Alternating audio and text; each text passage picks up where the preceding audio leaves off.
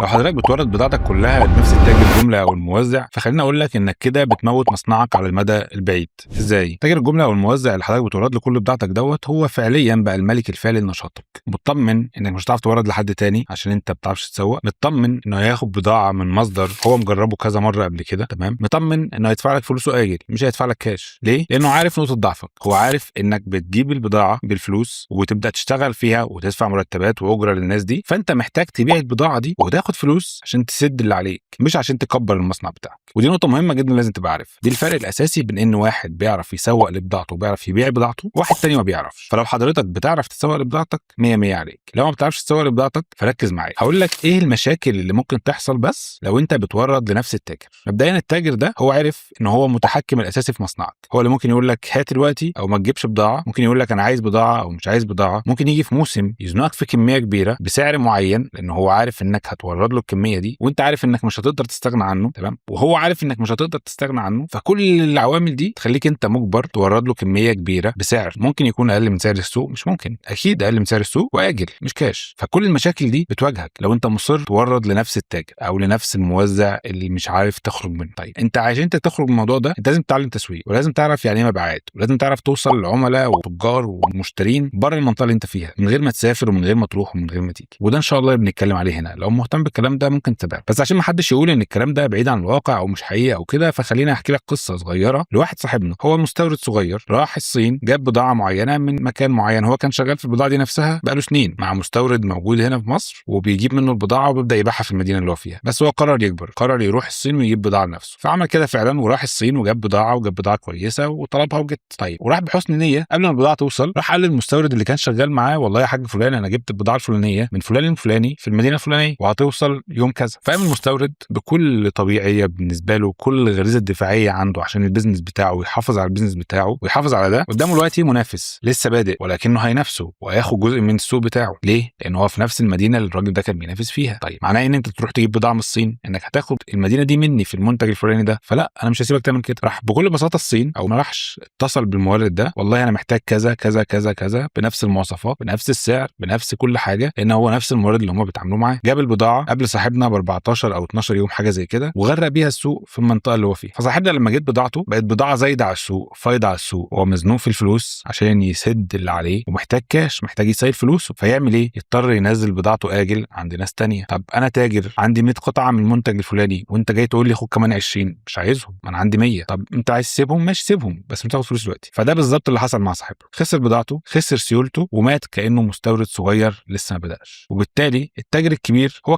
كسب ان هو موت منافس قبل ما يبدا ينافسه في السوق. وده بالظبط اللي هيحصل معاك لو حاولت تنافس حد اكبر منك. بالطريقه دي هو بيقدر يموتك في السوق، بيقدر يقفل عليك الابواب انك تكبر في المنطقه ده. فانت لازم تشوف طريقه جديده، طريقه مختلفه انك تكبر. تكبر ازاي؟ عايز توصل لناس بره المدينه اللي انت فيها، عايز توصل لناس بعيد عن المنطقه اصلا، يعني مش لازم تسافر، لا انت ممكن تقدر توصل لناس وانت قاعد في مكانك من خلال التيك توك، من خلال الفيسبوك، من خلال اليوتيوب، من خلال جمله اكسبريس. تقدر توصل للناس باي طريقه، توصل لهم بضاعتك وتعلن عن بضاعتك وتبيع بضاعتك. والكلام ده كله متاح دلوقتي وتقدر تستخدمه، والشاطر دلوقتي هو اللي هيستخدم. تمام؟ تابعنا هنا لو مهتم اكتر بتطوير مصنعك وبتطوير صناعتك وبتطوير مبيعاتك، وان شاء الله هنتعلم اكتر مع بعض. عملنا جروب رواد الصناعه لاصحاب المصانع على الواتساب، لو حابب تنضم لجروب رواد الصناعه بحيث نتناقش لو في مشاكل، لو في حاجه معينه عايز تسال عنها، لو حد اكبر لو حد اقدم عايز تتعلم منه حاجه معينه، الجروب موجود ونقدر نتواصل عليه مع بعض ببساطه ان شاء الله. هسيب لك اللينك في الديسكريبشن، تنساش ادخل على الجروب. سلام.